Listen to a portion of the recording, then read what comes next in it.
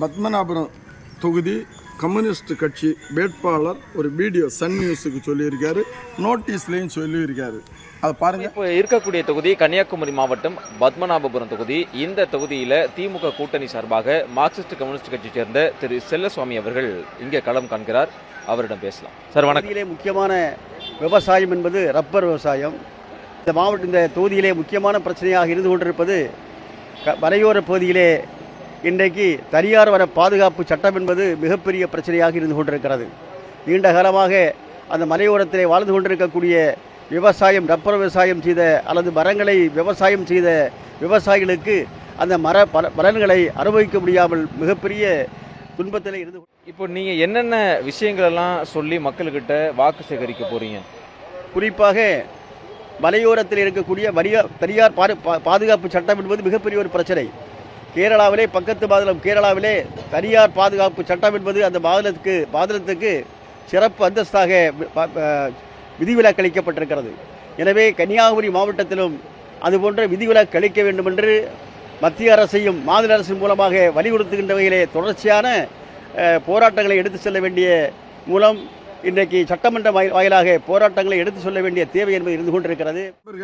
அவர் அதில் என்ன சொல்லியாருன்னா, நோட்டீஸ்லையும் போராடுவேன்னு சொன்னார், போராடி இருக்கேன்னு சொல்லியார். பத்மநாபபுரத்தினுடைய கம்யூனிஸ்ட் கட்சியினுடைய வேட்பாளர் அந்த சன் நியூஸுக்கு என்ன சொல்லியாருன்னா, மத்திய மாநில அரசுகள் இதுக்கு விலக்களிப்பதற்கு போராடுவேன் என்று சொல்லியார். நான் என்ன சொல்ல வரேன்னா, மத்திய அரசு அது மாநில அரசு சம்மந்தப்பட்டதுன்னு ஒரு ஜீவோ கொடுத்துருக்கா. அது என்கிட்ட இருக்குது, நான் அரசுக்கிட்ட கொடுத்துட்டேன். அதுக்கு எனக்கு பதில் தந்திருக்காங்க. எனவே நான் இதை குறித்து என்ன சொல்ல வரேன்னு சொன்னால், மாநில அரசு இவரை களமிறக்கி விட்டிருக்கின்ற முன்னாள் சட்டமன்ற உறுப்பினர், பத்மநாபபுரம் தொகுதியினுடைய சட்டமன்ற உறுப்பினர் களமிறக்கி விட்டிருக்காரு. அவர் எழுத்துப்பூர்வமாக ஒரு நோட்டீஸில் போடணும், நாங்கள் மீண்டும் ஆட்சிக்கு வந்தால் தனியார் காடு சூழியல் சட்டத்திலிருந்து சட்டத்தை மாற்றுவதற்கு சொல்லவில்லை, கேரளாவை போல விலக்களிப்பதற்கு தான் சொல்லுதோம். எனவே ரப்பர் விவசாயிகளுக்கு தெளிவுபடுத்த வேண்டும். இந்த வேட்பாளரானாலும் சரி, ஆனால் வேட்பாளருக்கு ஒரு புரிதல் வேணும்ல. நீங்கள் ஆட்சி அமைத்தால், நீங்கள் எம்எல்ஏ ஆனால் முதல் கையெழுத்தாக இதுக்கு விலக்களிப்போம் என்று சொல்லணும். ஏன்னா சட்டத்தை திருத்த சொல்லலை, சட்டத்தை திருத்தணுன்னா தான் மத்திய அரசை நீங்கள் அணுகணும். மத்திய அரசு தெளிவாக சொல்லிட்டுது இது மாநில அரசு சம்மந்தப்பட்டதுன்னு. இதை ஏன் நான் மீண்டும் மீண்டும் வலியுறுத்துகின்றேன் என்று சொன்னால், மீண்டும் இந்த அரசு தான் இந்த மனிதனை களமிறக்கி விட்டிருக்கிறது. முன்னாள் மரியாதைக்குரிய கம்யூனிஸ்ட் கட்சியினுடைய பார்லிமெண்ட் உறுப்பினராக இருந்த பெல்லார்மின் அவர்கள் போராட்டத்தில் இவங்க கெட்டிக்காரங்க காங்கிரஸ் கட்சியினுடைய வாக்குகளை எல்லாம் வாங்கிட்டு மணிமேடையில் போய் நின்று முதல் நாளை போராடி சட்டையை கிழிச்சிட்டு நின்னார். இவரும் ஓட்டை வாங்கிட்டு திமுகக்கு எதிராகவே நாளைக்கு சட்டையை கிழிச்சிட்டு நிற்பார். திமுக எதிராக நான் போராடினேன்னா அவருக்கு அது ஒரு அவங்க கவனத்தில் கொள்ள மாட்டாங்க. அவங்களுக்கு போராட்டம் மட்டுமே போதுமானது. ஒரு நாள் 10-50 பேரை கொண்டு விட்டாங்க. ஏன்னா 5 ஆண்டுகள் வீணாக போயிடும். அதனால தான் நான் இந்த தடவை இந்த களத்தில் இறங்கி நின்னேன். அதை தொழில்நுட்பத்தை பயன்படுத்தி என்னை வெளியில் பண்ணியிருக்காங்க. அதுக்கு நான் கேள்வி கேட்பேன். அது அடுத்த கட்டம்.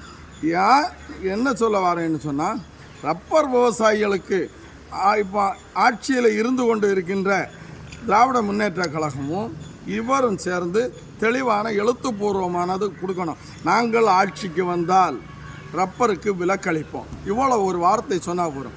அது சொல்லியாச்சுன்னா கட்டாயம் ரப்பர் விவசாயிகள் உங்களுக்கு ஓட்டு போடுவாங்க, நீங்கள் வெற்றி பெறுவீர்கள்.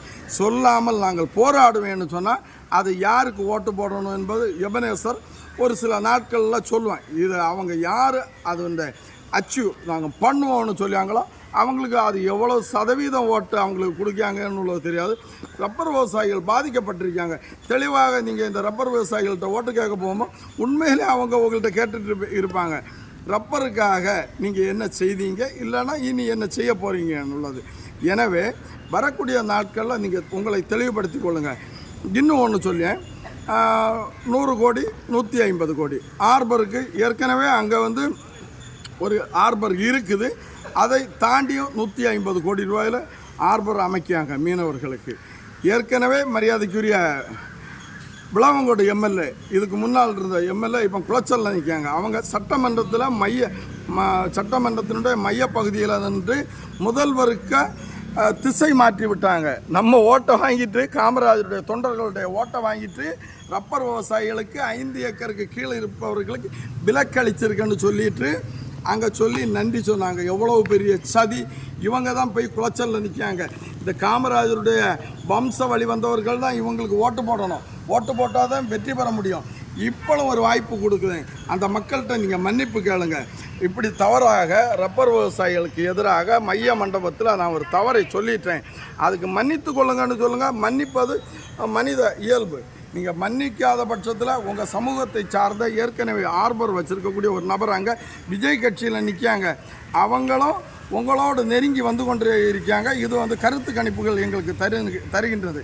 நீங்கள் இந்த சமூகத்தை அடக்கிட்டு அந்த ஒதுக்கீடில் நீங்கள் ஒதுக்கீடில் தான் இன்றைக்கி வந்திருக்குதியா. பெண்கள்னா இல்லை மீனவர் சமூகம்னு சொல்லி ஒதுக்கீடில் தான் குளச்சலில் இறங்கி இருக்குதியா. என்னுடைய சமூகம் உங்களுக்கு ஓட்டு போடணும்னா நீங்கள் மன்னிப்பு கேட்டே தீரணும். அது எபனேஸ்வருடைய கோரிக்கை. இனி ஒன்று சொல்லேன். நாகர்கோவிலில் நாகராஜ தொடரில் மரியாதைக்குரிய பத்மநாபபுரம் தொகுதியினுடைய முன்னாள் சட்டமன்ற உறுப்பினர் என்ன சொன்னார்னா 35 விழுக்காடு நாங்கள் சப்சிடி குடிக்கணும்னு சொன்னார். எதுக்கு? ரப்பர் தொழிற்சாலை உருவாக்குவதற்கு.